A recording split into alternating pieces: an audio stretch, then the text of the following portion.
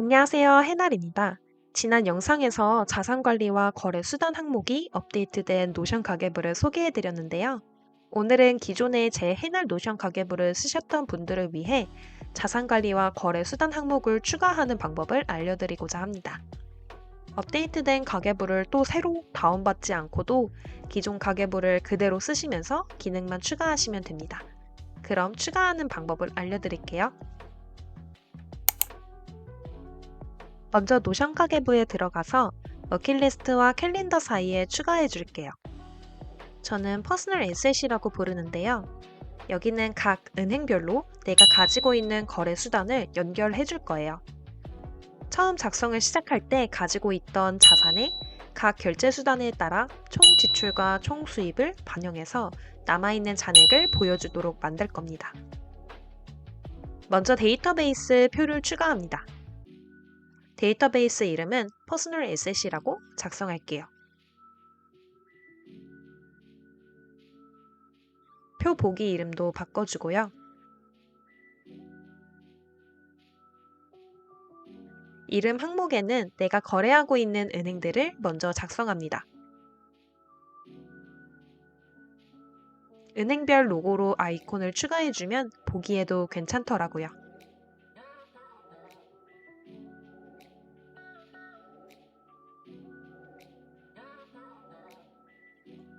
저는 은행별로 했는데 만약 하나의 은행에 여러 개의 계좌가 있다면 따로따로 생성하시면 됩니다. 퍼스널 에셋은 계좌별로 생성한다고 이해하시면 됩니다. 우선 이렇게 해두고 거래 수단을 먼저 추가할게요. 거래 수단은 말 그대로 내 지갑이라고 생각하시면 됩니다. 은행별로 체크카드로 결제할 수도, 신용카드로 결제할 수도 있고, 현금으로도 결제할 수도 있고, 무통장 입금으로 할 수도 있죠. 그래서 내가 거래하고 있는 은행별 모든 카드와 계좌이체, 현금을 등록을 해둡니다. 먼저 데이터베이스 표를 추가합니다. 이름은 My Wallet이라고 작성할게요. 표 보기 이름도 바꿔주고요. 첫 번째 이름 항목에는 모든 거래 수단을 작성합니다. 각 은행별 내가 가지고 있는 신용카드, 체크카드 등 알아보기 쉬운 카드 이름으로 기재합니다. 그리고 각 은행별 무통장 입금을 하는 경우도 있으니 계좌이체 수단도 넣어주고요. 현금도 등록합니다. 아이콘도 넣어주시고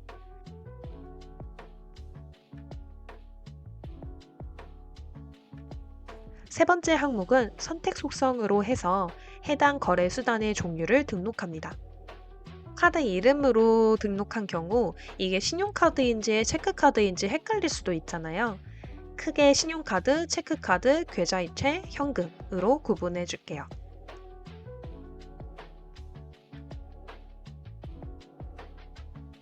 이제부터 중요한데요. 내가 어떤 결제 수단으로 얼만큼 지출했는지를 보여줘야 되기 때문에 캘린더에 수입 지출 항목을 등록할 때 결제 수단과 연결이 되어야 합니다. 그래서 관계형 속성으로 캘린더와 먼저 연결을 해줄게요.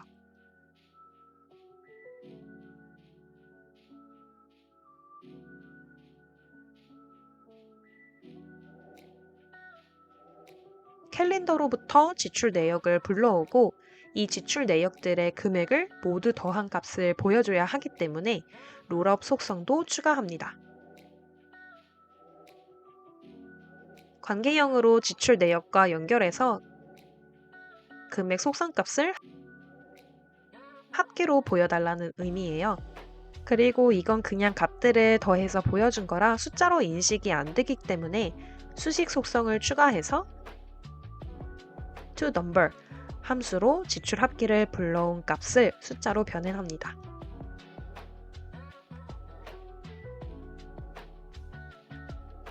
우리에게 필요한 건 이 총 지출값이기 때문에 다른 속성들은 숨기기 해줘도 됩니다. 누가 내 계좌로 입금을 해준 경우 수입에 대해서도 은행별로 보여줘야겠죠? 이것도 마찬가지로 캘린더에 수입 항목을 등록할 때 결제 수단과 연결이 되어야 하니까 관계형 속성으로 캘린더와 먼저 연결을 해줍니다.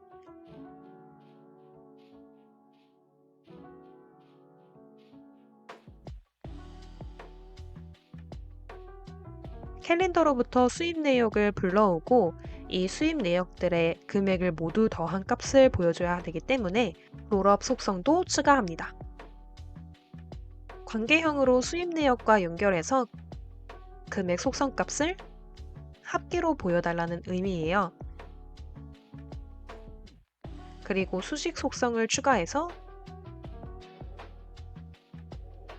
toNumber 함수로 수입 합계 불러온 값을 숫자로 변환합니다.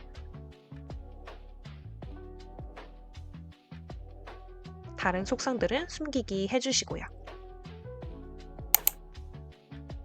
이제 거래수단 by 월렛은 세팅을 해두었으니까 다시 자산관리 표로 넘어갈게요. 두 번째 항목으로는 관계형 속성을 생성해 줄 건데요. 여기서는 거래수단 데이터베이스와 연결합니다. 각 결제수단이 해당되는 은행과 연결하는 거예요.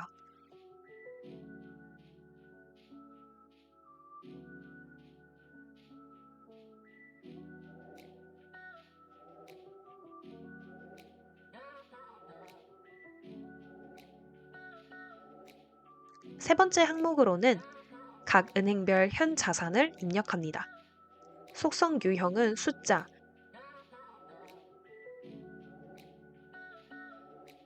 형식은 원화로 설정하고 아이콘도 자산과 어울리는 걸로 변경합니다.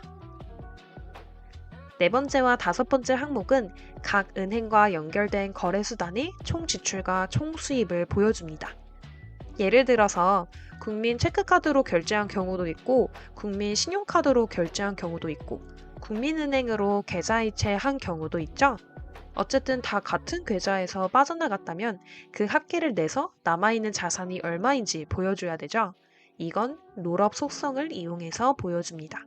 롤업으로 두 번째 항목에서 연결한 관계형을 선택하고 그 연결된 항목의 총 지출값들을 불러와서 합해주는 거죠. 이렇게 총 합계가 나오게 됩니다.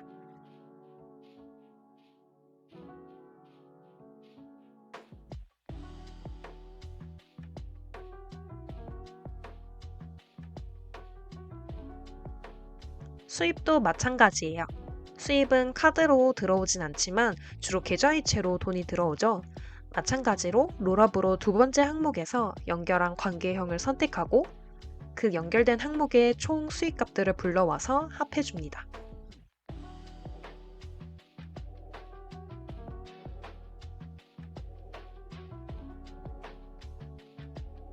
마지막으로 각 계좌별 기존 자산에서 총 지출한 값을 빼고 총 수입을 더해서 현 잔액을 보여줘야겠죠? 이건 수식 속성을 이용합니다. 이때 총 지출과 총 수입 속성은 롤업으로 불러온 값이기 때문에 숫자로 인식할 수 있도록 toNumber를 앞에 붙여줘요.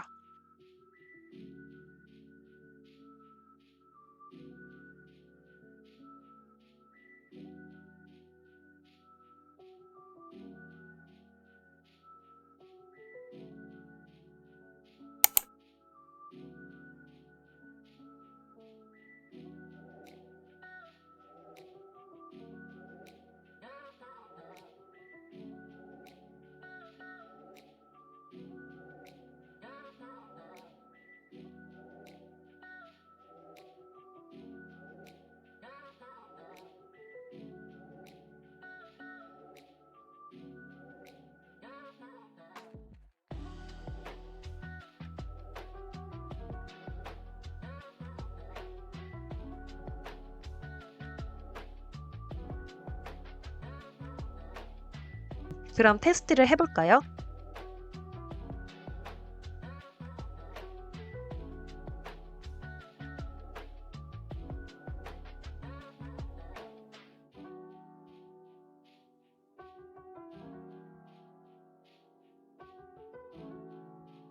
잘 들어오죠? 단점은 월별로 보기는 어렵습니다. 월별로 관계형 속성을 하나씩 추가해야 되기 때문에 좀 많이 번거로워서 우선 이 가계부를 작성한 기간 동안에 지출과 수입이 반영된다는 점 참고 부탁드려요. 그럼 오늘 알려드린 방법이 도움이 되셨길 바라며 저는 다음에도 유익한 노션 꿀팁으로 찾아올게요. 도움이 되셨다면 구독과 좋아요 눌러주세요. 그럼 안녕!